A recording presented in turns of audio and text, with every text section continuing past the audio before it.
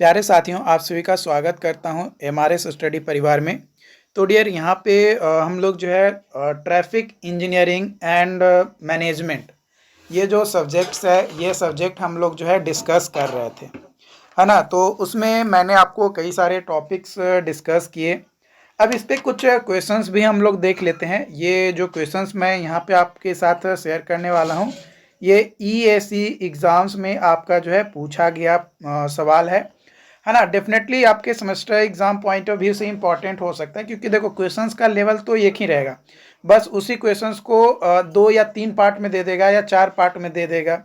तो क्वेश्चंस कहीं ना कहीं से तो उसी से रिलेटेड रहेगा, या ऑब्जेक्टिव क्वेश्चंस आपको जो है इससे रिलेटेड आपको आ सकते हैं आपके एग्जाम्स में। तो यहाँ पे पहला क्वेश्चंस आपका यहाँ पे दिया गया है। क्वेश्चंस बोला जा रहा है कि इन डिजायर लाइन डायग्राम, जो डिजायर लाइन डायग्राम होता है उसमें क्या होता है।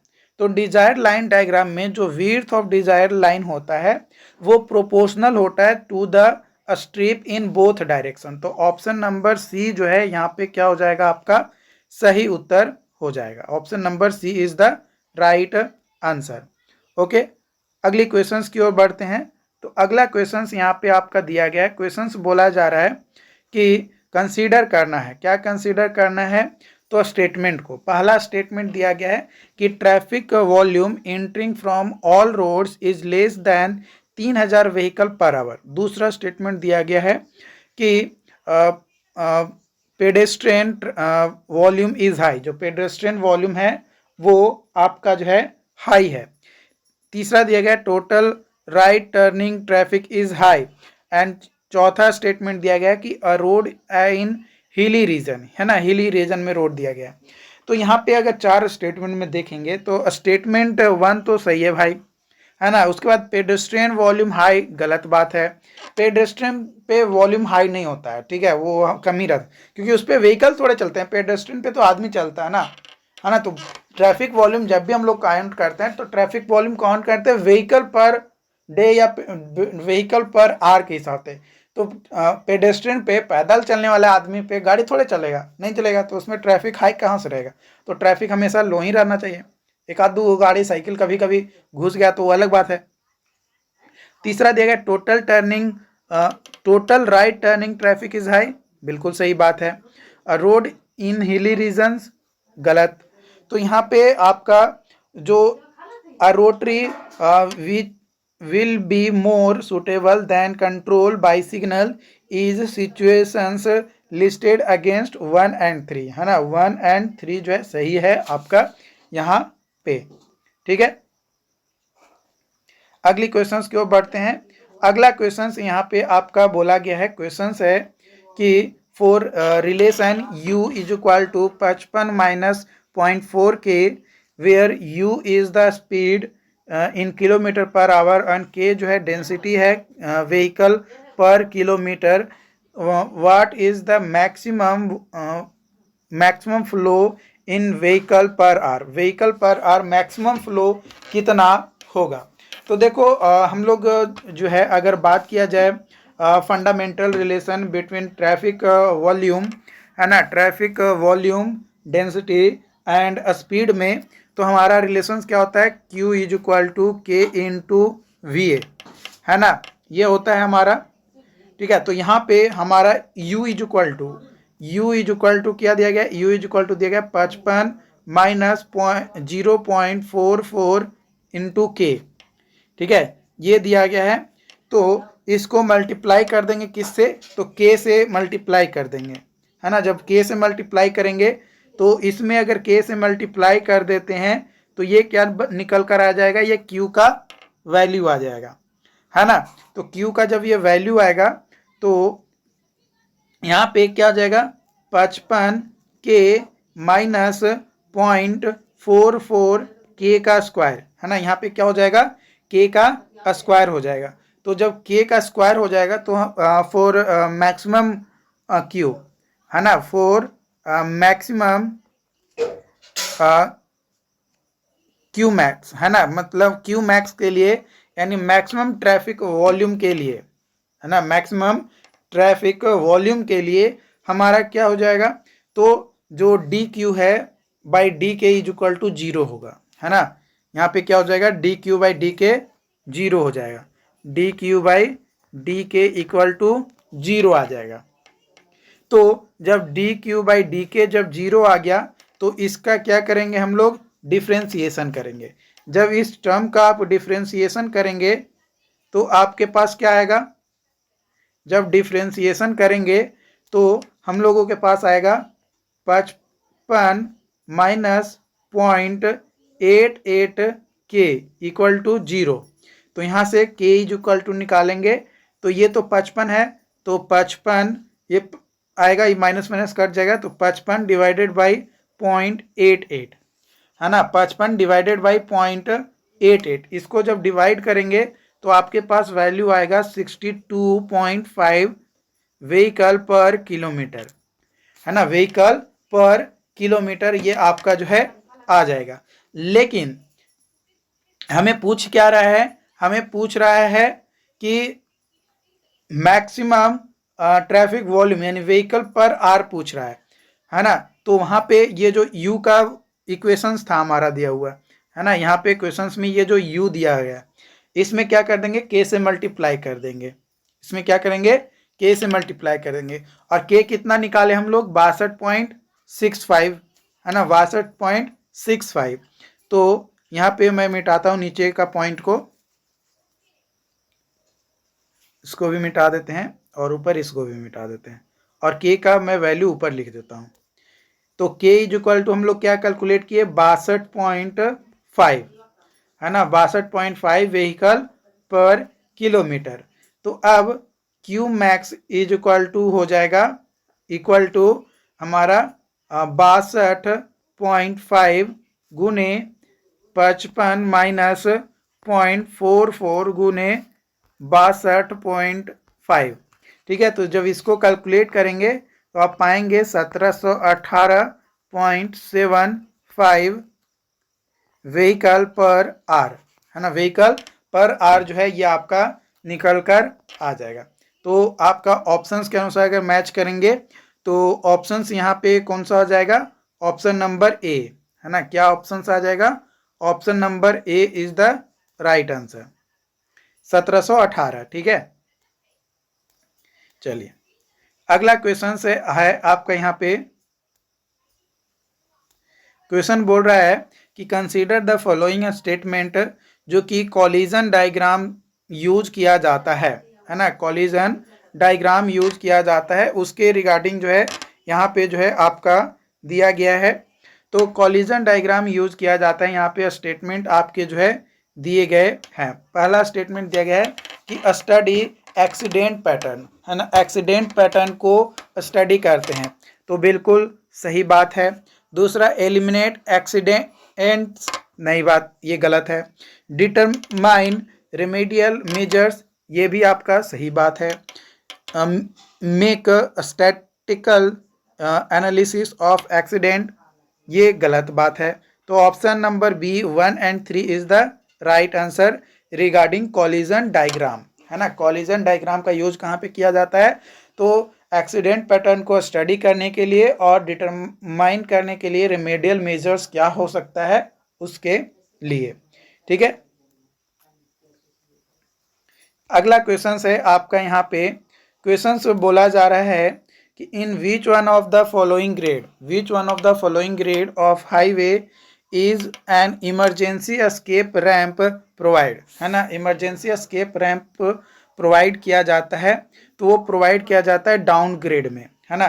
तो जो इमरजेंसी एस्केप रैम्प्स होते हैं वो प्रोवाइड किए जाते हैं on down grade of highway for use by a truck that has lost control and can not slow down, है ना, स्लो डाउन नहीं हो रहा है, कोई ट्रक लॉस्ट हो जा रहा है, मतलब अपना कंट्रोल खो दे रहा है, उस कंडीशन में a lane is provided diverging from main highway such that when a vehicle enters the escape ramp its speed is gradually reduced and eventually it stop, है ना। और धीरे धीरे जब स्पीड रिड्यूस हो जाएगा तो क्या हो जाएगा, धीरे धीरे वो रुक जाएगा, इसलिए जो है लगाते हैं। ओके, तो डाउन ग्रेड में हम लोग लगाते हैं। अगला क्वेश्चन है कि ratio of width of car parking area required at curve for 30 degree parking relative to 60 degree parking is, है ना। तो जो रेशियो होगा विड्थ ऑफ कार का जो पार्किंग में करते हैं, है ना, हम लोग मैक्सिमम अगर हमें कार की पार्किंग करनी है ना, तो क्या करेंगे, 45 डिग्री पे हम लोग जो है जनरली पार्किंग करेंगे ताकि ज़्यादा से ज़्यादा मैक्सिमम कार को पार्क कर सके, है ना। और अगर पैरेलल करते हैं मतलब रोड लेन के तो कम होगा, और परपेंडिकुलर करेंगे तो भी हमारा कम होगा। तो यहाँ पे लेकिन बोला गया कि 30 डिग्री पे कर्व पे पार्किंग कर रहे हैं या फिर 60 डिग्री पे कर रहे हैं, तो दोनों के बीच में विड्थ ऑफ कार पार्किंग का रेशियो क्या होगा वो जो है कैलकुलेट करके आपको यहाँ पे बताना है। तो देखो हम लोग जो है अगर बात किया जाए नंबर ऑफ स्पेसेस की, है ना, तो number of spaces n is equal to formula होता है l minus 0.85 divided by l divided by 5.1। यहाँ पे जो l है ना, ये जो l है ये रिप्रेजेंट करता है कर्व लेंथ को, किसको, कर्व के लेंथ को रिप्रेजेंट करता है, ठीक है। तो यहाँ पे अगर हम लोग 30 डिग्री पे लेकर चलते हैं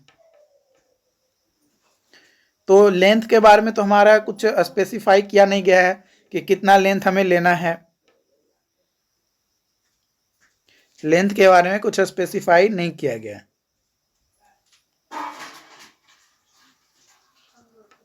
तो देखो यहाँ पे अगर बात किया जाए, अगर गाड़ी डायरेक्ट ऐसे परपेंडिकुलर रहेगा तो लेंथ ऑफ व्हीकल कितना होता है, L is equal to 6 metre हम लोग लेकर चलते हैं, है ना। अगर परपेंडिकुलर रहेगा तो 6 मीटर ये स्पेस लेगा, लेकिन अगर ये इंक्लाइन कर दें, है ना, इंक्लाइन कर दें, अगर यहाँ पे कर्व से लेकर चलें कितना डिग्री, तो यहाँ पे ये आपका है 30 डिग्री, ठीक है। तो 30 डिग्री अगर लेकर चलेंगे तो ये जो स्पेस होगा, है ना, यहाँ से यहाँ तक का, ये आपका कितना आ जाएगा, 5.1 आ जाएगा, कितना आ जाएगा, 5.1 आ जाएगा आपका, ठीक है। तो ये 5.1 आ जाएगा, और विड्थ ऑफ व्हीकल जो है कितना होता है, 2.5, तो विड्थ ऑफ व्हीकल 2.5 ये हो गया, ओके। अब यहां से यहां का लेंथ, ये लेंथ है ना, यहां से ये नीचे वाला नहीं, ऊपर वाला तक, है ना, ये लेंथ। तो जब ये 30 डिग्री होगा तो यहाँ पे भी तो ये 30 डिग्री का बनेगा ना, यहाँ पे भी आपका 30 डिग्री बनेगा, ये वाला अंदर वाला। तो उस हिसाब से यहाँ पे हमारा ये आ जाएगा। तो इस तरीके से इसको कैलकुलेट करेंगे तो यहाँ से यहाँ का जो डिस्टेंस हो जाएगा, ये विड्थ वो आ जाएगा 4.9 मीटर, ये किस केस में, 30 डिग्री वाला में। वही अगर 60 डिग्री वाला में होगा, है ना, 60 डिग्री वाला में अगर बात किया जाए तो ये अगर इंक्लाइन भी होता है और यहाँ पे अगर आपका 60 डिग्री पे है तो यहाँ पे इस एंड तक, नीचे वाला एंड तक आपका ये जो डिस्टेंस होगा, स्पेसिंग होगा, ये 6 मीटर ही रहेगा, कितना रहेगा, 6 मीटर ही रहेगा। तो 60 डिग्री पे हम लोग 6 मीटर निकालें और इसमें 3 मीटर निकालें विड्थ किसका, कार पार्किंग का। तो जब ये निकाले तो हमारा अब रेशियो निकालना है ना, क्या करना है, रेशियो निकालना है। तो रेशियो हमारा किसका निकालना है, 30 डिग्री डिवाइडेड बाई 60 डिग्री वाला में। तो 30 डिग्री वाला में 4.9 और 60 डिग्री वाला में 6, तो यहाँ पे डिवाइड करेंगे तो 0.8 आएगा। तो 0.8 किस में आ रहा है, ऑप्शन नंबर सी में आ रहा है, किस में आ रहा है, ऑप्शन नंबर सी में आपका यहाँ पे जो है दिया गया है। तो ऑप्शन नंबर सी जो हो जाएगा क्या हो जाएगा, सही उत्तर हो जाएगा, ओके। अगला क्वेश्चन यहाँ पे आपका दिया गया है कि कंसीडर करना है पैरामीटर जो कि रिलेटेड होना चाहिए रोटरी इंटरसेक्शन से, और जो कि express in the term of capacity is expressed in the term of, है ना। तो पहला स्टेटमेंट दिया गया है कि width of weaving section, width of weaving section, तो बिल्कुल सही बात है। लेंथ ऑफ वेविंग सेक्शन, बिल्कुल सही बात है। पोर्शन ऑफ वेविंग ट्रैफिक, ये भी सही बात है। वेविंग एंगल, नहीं भाई ये इससे कोई मतलब नहीं है। Width of carriage way at entry, ये बिल्कुल सही बात है। तो ऑप्शन नंबर बी जो हो जाएगा वो आपका सही उत्तर हो जाएगा, है ना। क्योंकि अगर हम लोग बात किया जाए फॉर्मूला की, है ना, तो हमारा फॉर्मूला होता है यहाँ पे एक फॉर्मूला मैं लिखवा देता हूँ, वो शायद आपके एग्जाम में अगर पूछ दे तो आप बता सको।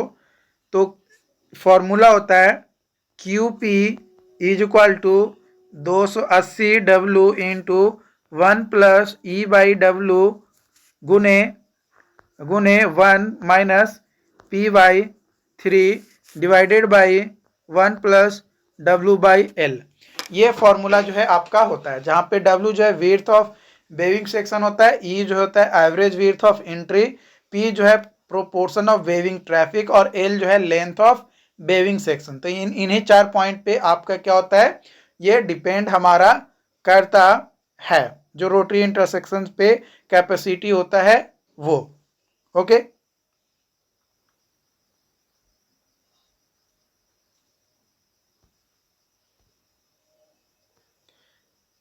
अगला क्वेश्चन यहाँ पे दिया गया कि एक व्हीकल है was stopped in 2 second, 2 second में स्टॉप हो जा रहा है by fully jamming the brakes, the skid marks measured 9.8 metre, और 2 सेकंड में रुक तो जाता है लेकिन स्कीड मार्क जो है 9.8 मीटर किया जाता है।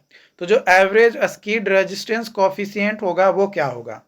तो देखो भाई हम लोग दो फॉर्मूला जानते हैं, एक डी एक्सेलरेशन का फॉर्मूला क्या होता है, तो ए इज इक्वल टू होता है माइनस UG, है ना, डी एक्सेलरेशन का, और दूसरा फॉर्मूला होता है equation of using motion equations, तो U इज इक्वल टू होता है हमारा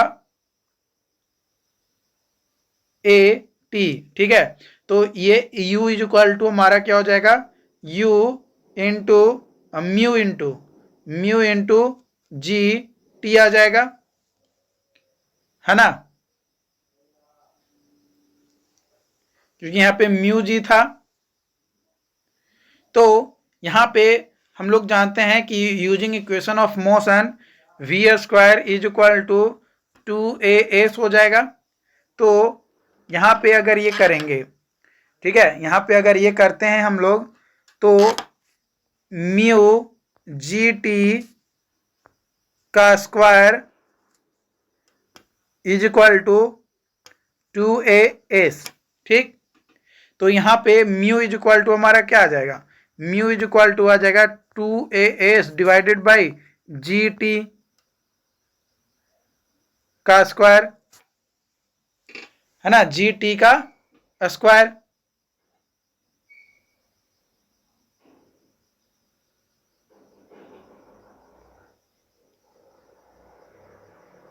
आएगा ना, ये mu square is equal to आएगा, और यहाँ पे ए नहीं होगा।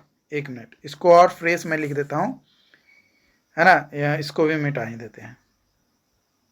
देखो यू स्क्वायर या mu square is equal to हो जाएगा हमारा 2S डिवाइडेड बाई GT का स्क्वायर। अब यहाँ पे S कितना है 9.8, T कितना है तो 2, और G 9.81। तो वहाँ पे जब सारा वैल्यू पुट करेंगे तो यहाँ पे आप कैलकुलेट करेंगे कैलकुलेटर से, तो 0.49 आएगा, 0.49, जो कि ऑप्शन नंबर सी में आपका अप्रोक्सीमेटली दिया गया है ना। क्या ये हो जाएगा, नहीं, तो ये गलत है। हमारा सही क्या होगा 0.49, यानी अप्रोक्सीमेटली 0.5 लेकर चलेंगे। कितना लेकर चलेंगे, 0.5 लेकर चलेंगे। तो option number B is the most appropriate. कई बार एग्जाम में दो ऑप्शन देते हैं, लेकिन कई बार एग्जाम में मोस्ट अप्रोप्रिएट आपको जो है आंसर करना होता है। ओके, चलो एक और क्वेश्चन है यहाँ पे। क्वेश्चन नंबर 9 बोला जा रहा है यहाँ पे कि it was noted that on section of road free speed was 80 km/h and jam density is 70 vehicle per hour, तो maximum flow होगा vehicle per hour that could be expected on this road is कितना होगा, है ना। Expected कितना होगा वो आपको बताना है। तो भाई हम लोग जानते हैं कि Q max is equal to होता है वी एस के जे बाई 4, ये फॉर्मूला हम लोग जानते हैं, है ना। तो वी एस यानी वेलोसिटी कितना है 80 किलोमीटर पर आवर, है ना। तो यहाँ पे क्या करेंगे 80 गुने 70 डिवाइडेड बाई 4, तो ये 20 को 80, तो यहाँ पे आ जाएगा 7 दूनी 14 यानी 1400। तो option number B is the right answer. कितना सिंपल था ना, सिंपल था, बन गया, ज्यादा कुछ करना ही नहीं था यहाँ पे। अगला क्वेश्चन है यहाँ पे आपका कि it is a common practice to design a highway to accommodate the traffic volume corresponding to 30th hour. Option number A is the right answer. ये जब मैं लेक्चर्स ले रहा था उस समय भी ये क्वेश्चंस मैंने आपको करवाया था, है ना। उम्मीद करते हैं कि ये चीज़ें आपको समझ में आया हो। अगर यहाँ तक कोई डाउट्स आता है तो आप हमें चैट बॉक्स में ज़रूर बताइएगा। ओके।